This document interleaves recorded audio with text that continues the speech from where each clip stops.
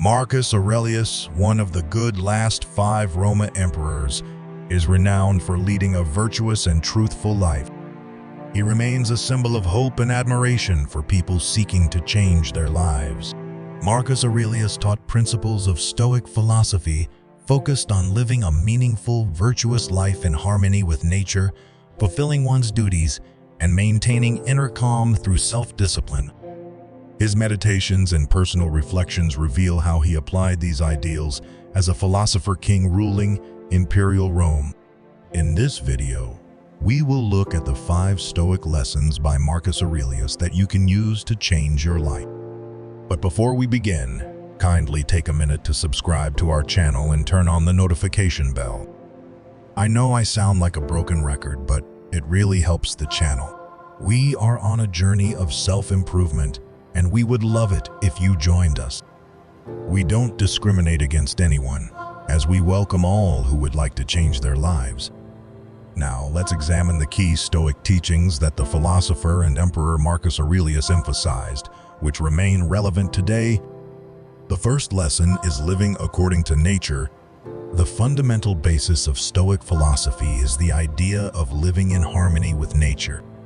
For the Stoics, this does not merely mean rejecting material comforts and living ascetically.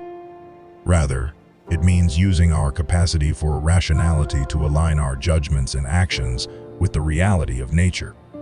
Marcus Aurelius reminds himself to live a life according to nature. What he means by this is that we should calmly accept what the universe allots us without struggling against it. A life aligned with nature is one of self-control, free of destructive emotions that arise when we resent and fight against fate. It means not getting attached to what we don't control. A key practice to help live according to nature is negative visualization, imagining the loss of what we value.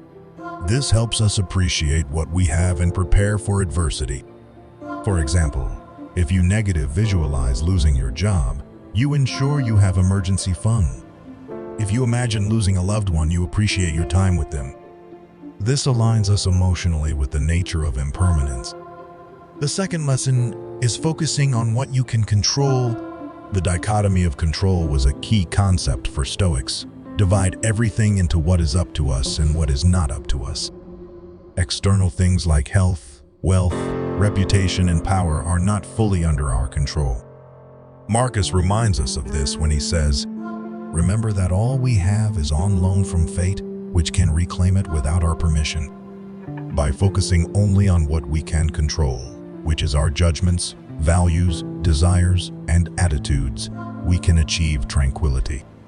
As Marcus notes in his meditations, the happiness of your life depends upon the quality of your thoughts. We control our response to events, even if we can't control events themselves. For example, if we lose a job, we control whether we view it as a catastrophe or an opportunity. If a relationship ends, we control how we cope, either with anger or acceptance. In an uncertain world, focusing on our voluntary thoughts and beliefs allows serenity. This lesson is key for dealing with stressful situations that life throws at us, such as a chaotic workplace, traffic jams, and canceled plans. We can't control what happens, but we can control our response. This keeps our inner peace intact. The third lesson is practicing mindfulness. Marcus repeatedly advises himself to pay close attention to the present moment when he says, "Concentrate every minute like a Roman, like a man, on doing what's in front of you with precise and genuine seriousness, tenderly, willingly, with justice." Mindfulness, or living purposefully in the moment, cultivates sharp focus and stillness of mind. By being fully mentally engaged in whatever we are doing, we reduce anxiety about the future and regrets over the past. Each present instant is an opportunity to practice excellence. Mindfulness further aligns us with nature's rhythms, like the time for sowing, reaping, and resting. As Marcus says, "Order your life, reduce your worries, value the most important things." Single tasking and focusing on activities that nurture us creates time affluence. We can apply mindfulness while working on a report by focusing without distraction on perfecting it. We can be mindful when eating a meal where we notice flavors clearly. We can mindfully listen to someone with full presence and empathy. Bringing conscious attention to the now aligns us with purpose. The fourth lesson is cultivating inner tranquility. Marcus emphasizes ataraxia, which is freedom from worry, as a key Stoic ideal. He says, "The soul becomes dyed with the hue of its thoughts." To achieve ataraxia, Marcus tried to maintain equanimity by controlling his judgments and desires. The desire for power, wealth, fame, and possessions causes suffering and anger when unfulfilled. Judging events as unfair or catastrophic disturbs our minds. Marcus sought to avoid these futile struggles by gaining mastery over his thoughts through discipline and reflection. We too can cultivate tranquility amid chaos by examining our values. Do we tie self-worth to promotion? Do we get upset at criticism? Checking what judgments trigger our anger helps us detach from discomfort. Turning away from materialism and praise-seeking helps temper desire.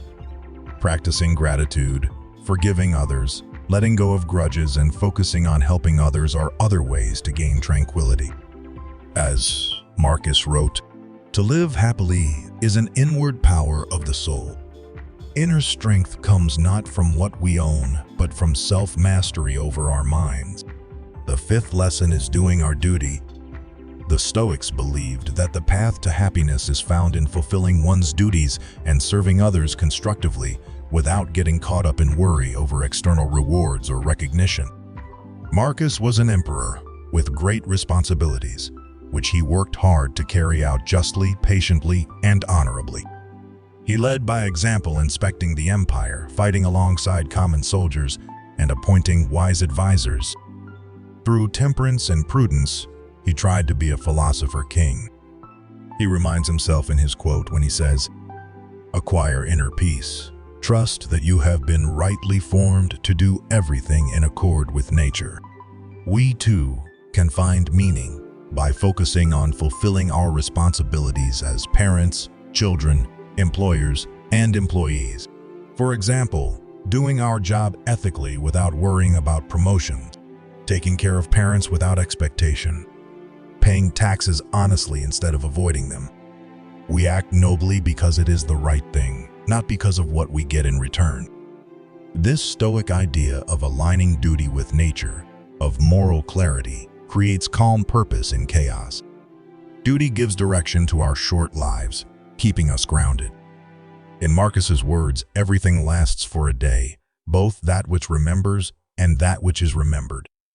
We find tranquility in doing good. Marcus Aurelius provides extremely valuable lessons through meditations on how to live rationally and virtuously. His ideas teach us to align with nature, focus on what we control, be mindful, seek inner tranquility, and to do our duty. Integrating his profound teachings can help us achieve resilience and serenity, even amid life's inevitable ups and downs.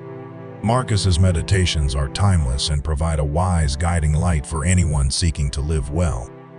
If you learned anything in the video, kindly let us know in the comment section. Also, don't forget to share this video with someone you believe might benefit from it. We aim to reach as many people as possible, and we are relying on you for help. Thank you for watching this far, and you should know that you are appreciated.